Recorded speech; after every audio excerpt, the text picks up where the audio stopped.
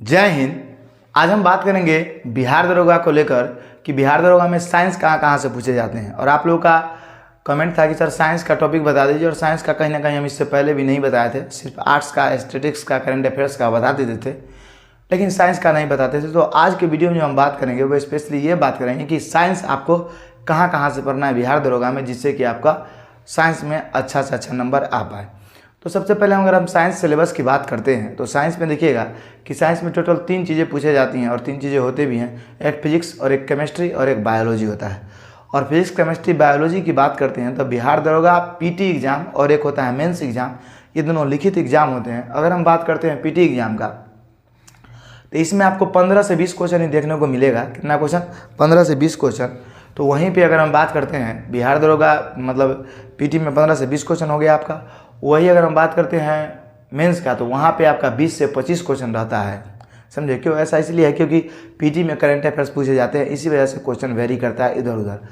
अगर हम बात करें फिजिक्स, केमिस्ट्री, बायो से, इन तीनों से ऐसा नहीं है कि एक समान क्वेश्चन पूछा जाता है, जैसा कि अगर 10-10 तीनों से या 5-5 तीनों से पूछा गया, ऐसा बिल्कुल नहीं है। इन तीनों से अलग अलग प्रकार से क्वेश्चन पूछे जाते हैं। जैसे अगर हम बात करते हैं फिजिक्स का तो फिजिक्स से आपका 3 से 4 क्वेश्चन आता है, मतलब बिहार दरोगा पीटी एग्जाम या मेंस एग्जाम में। अगर हम बात करते हैं केमिस्ट्री का तो केमिस्ट्री से 5 से 6 क्वेश्चन आपको देखने को मिलेंगे अधिकतम। अगर हम बात करते हैं बायोलॉजी का तो बायोलॉजी का सबसे ज़्यादा क्वेश्चन रहता है, 10 से 12 क्वेश्चन या 8 से 9 क्वेश्चन जो आपको देखने को मिलेगा वो देखने को मिलेगा सिर्फ और सिर्फ बायोलॉजी से। तो ये तीनों मिलाकर टोटल क्वेश्चन 15 से लेकर 25 के बीच में आप रख सकते हैं कि इतना क्वेश्चन आ सकते हैं पीटी या मेंस में।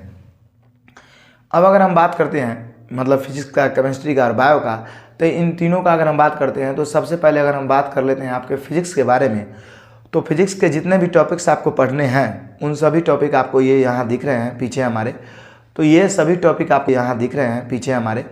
तो ये सभी टॉपिक आपको पढ़ने हैं खासकर बिहार दरोगा के लिए। और कुछ टॉपिकों को मैंने छोड़ दिया है क्योंकि बिहार दरोगा में उस टॉपिक से प्रश्न बिल्कुल नहीं आते हैं, ना पूछे जाते हैं। हाँ, जब आप पढ़ते हैं तो उस टॉपिक को भी थोड़ा सा पढ़ सकते हैं, लेकिन फोकस जो आपको करना है, फुल्ली फोकस बिहार दरोगा के लिए, वो इन्हीं टॉपिक पर करना है, क्योंकि ये सब टॉपिक से कंफर्म रहिए और श्योर रहिए कि यहाँ से प्रश्न आते ही आते हैं। और अगर हम बात करते हैं फिजिक्स के बारे में भी, तो फिजिक्स के कुछ ऐसे टॉपिक्स हैं जिसको आपको पढ़ना बहुत ज़रूरी है। ये टॉपिक आपको बिल्कुल नहीं छोड़ना है, चाहे और टॉपिक आप भूल जाते हैं तब भी कोई दिक्कत नहीं, लेकिन ये सब टॉपिक, जैसे में हम साउंड को पढ़ते हैं ध्वनि, तो ध्वनि से प्रश्न आना बिल्कुल तय है। साउंड से ध्वनि हो गया, ध्वनि के बाद हो गया आपका लाइट से यानी प्रकाश से। प्रकाश में ही आपका आ जाता है दृष्टि दोष वगैरह, और इसी में आता है लेंस और दर्पण, तो इससे भी प्रश्न आपको देखने को मिलते हैं। तो यहाँ से जो लाइट है आपका वो बहुत ज़्यादा इंपॉर्टेंट हो जाता है खासकर फिजिक्स चैप्टर में।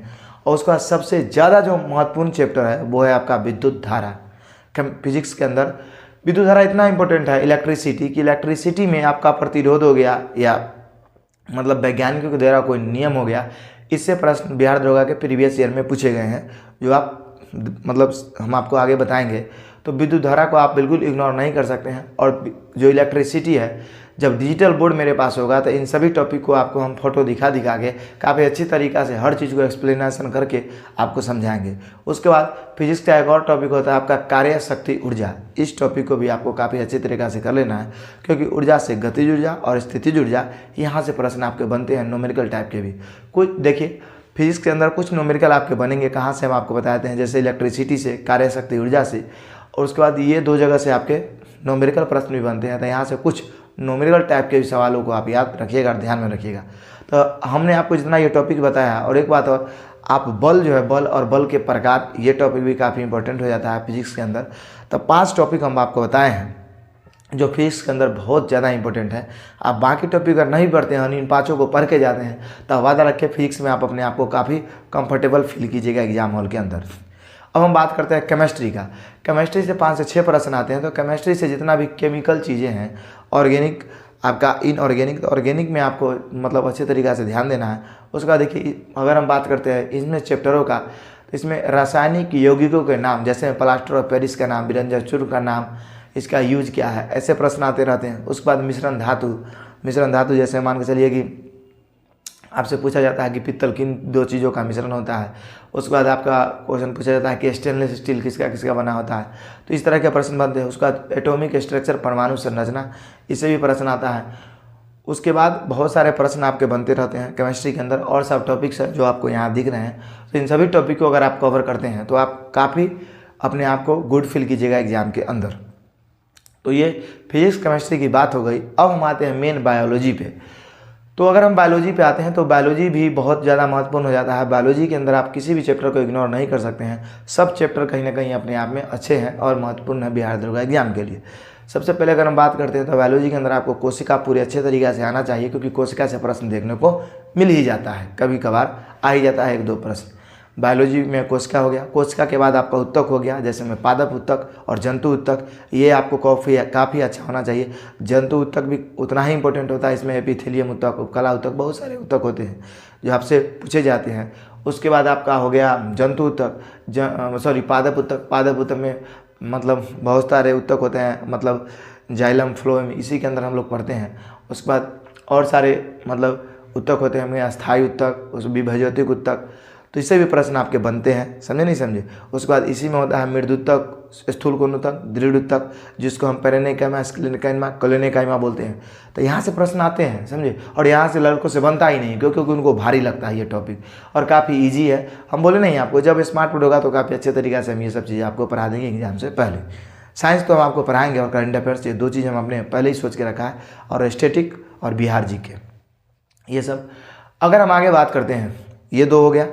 उसके बाद अगर हम बात करते हैं पादप जगत के बारे में, पादप के बारे में, कि पादप में आपको क्या क्या पढ़ना है, तो पहले आपको पढ़ना है मतलब प्लांट किंगडम, पादप जगत के बारे में, जिसमें इसी में पढ़ते हैं आप थैलोफाइटा, ब्रायोफाइटा, रेडियोफाइटा।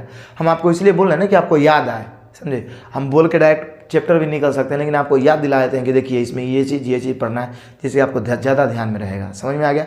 पादप जगत के अंदर थैलोफाइटा, ब्रायोफाइटा, इसी के अंदर आता है एजियोस्पर्म, जिम्नोस्पर्म, आवृत बीजी, अनावृत बीजी, है कि नहीं है। तो इससे प्रश्न बनते हैं। उसके बाद पादप में परागन। पादप में परागन के अंदर ही आप पढ़ लीजिएगा फूल, फल, पत्ती, वो किस चीज़ का हम तना खाते हैं, क्या जड़ खाते हैं, फल खाते हैं, ये सब पढ़ना है, समझे। लास्ट में हम बुक लिस्ट के बारे में बात करेंगे। तो ये सभी पादप के अंदर आपको पढ़ने हैं। पादप में प्रकाश संश्लेषण, वाष्प उत्सर्जन, ये सब टॉपिक्स काफ़ी इंपॉर्टेंट होते हैं। बीज हो गया, बीज का अंकुरण हो गया। तो ये सभी के सभी जो है वो आपको पादप जगत में पढ़ लेना है। अब अगर हम बात करते हैं बायोलॉजी के अंदर जंतु जगत के बारे में, तो जंतु जगत में आपको पोषण पढ़ना है, न्यूट्रिशन पादप में भी होता है और जंतु में भी होता है। तो न्यूट्रिशन आप एक साथ जब पढ़िएगा तो उसी में आपका दोनों आ जाएगा। पोषण के बाद आपको पढ़ना है पाचन, डाइजेस्टिव सिस्टम, पाचन तंत्र के बाद पढ़ना है आपको श्वसन तंत्र, रिस्पायरेटरी सिस्टम। अच्छे से आपको काफ़ी इस सब को बारीकी अच्छे तरीक़े से पढ़ना है, जो कहीं से कोई भी प्रश्न है तो आपसे छूटे नहीं। उसके बाद श्वसन के बाद अगर हम बात करते हैं तो श्वसन के बाद आपको पढ़ना है उत्सर्जन तंत्र, इस मतलब एक्सक्रेटरी सिस्टम। इससे भी प्रश्न आपको आते हैं। इसी में आपका पढ़िएगा, मतलब कि अच्छे तरीक़े से पढ़िएगा। किडनी के बारे में क्या होता है, यूरिया होता है क्या, यूमोनिया होता है, इन सभी के बारे में, पेशाब में क्या पाया जाता है, नहीं पाया जाता, ये सब चैप्टर में पढ़ना होता है, उत्सर्जन।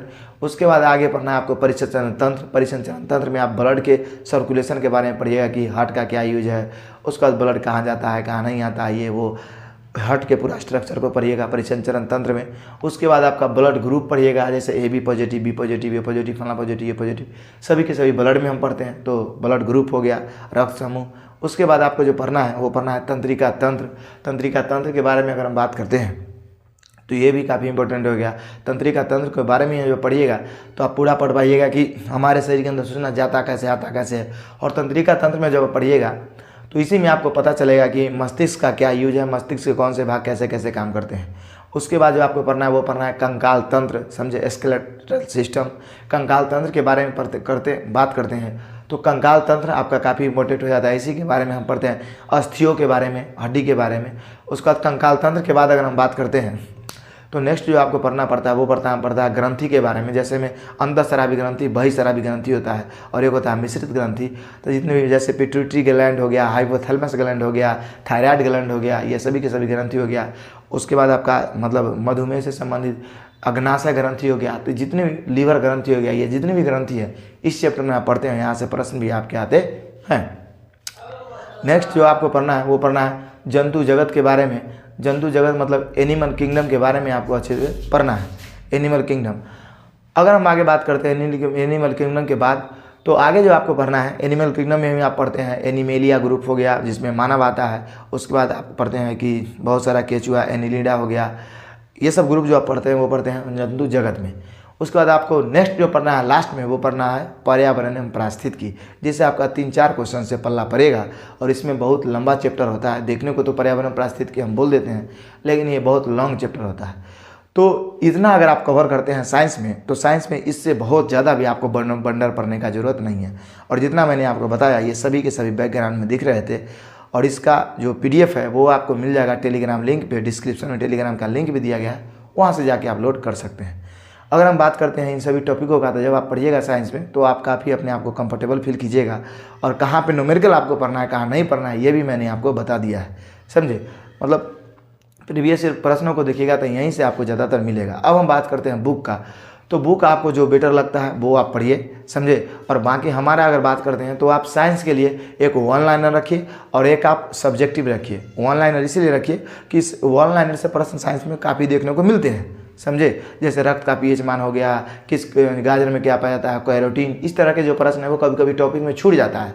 तो इसलिए जब आप मतलब ये रखिएगा वन लाइनर बुक, तो उससे भी आपको याद होगा। तो एक वन लाइनर रखिए, वन लाइनर किसी भी मतलब प्रकाशन का है कि नहीं। और एक सब्जेक्टिव बुक रखिए, चाहे वह लुसेंट का हो, चाहे वह करान का हो, चाहे वह दृष्टि का हो, चाहे वह किसी सर का नोट्स हो, मान के चलिए ज्ञान बिंदु एकेडमी का बिट्टू झा सर का नोट्स हो, खान सर का नोट्स हो, या मान लीजिए कि SK झा सर का बुक्स हो। तो कोई भी आप बुक जो आपको अच्छा लगता है आपके अनुसार वो आप साइंस में ले सकते हैं। इसमें कोई स्पेशल हम नहीं बोलेंगे कि आप यही लीजिए, इसी पर फोकस कीजिए, ये आपके मर्जी पर डिपेंड करता है। हो सकता है आपने बिट्टू झा सर से पढ़ा है, आपने खान सर के यहाँ पढ़ा है, आपने किसी और सर के यहाँ पढ़ा है, तो उनका आप चीज़ पढ़े हैं, कंटेंट पढ़े हैं, तो वो आपको जल्दी समझ में आएगा। तो आपको उसी में हम जो टॉपिक्स बोले हैं उसको पढ़ना है।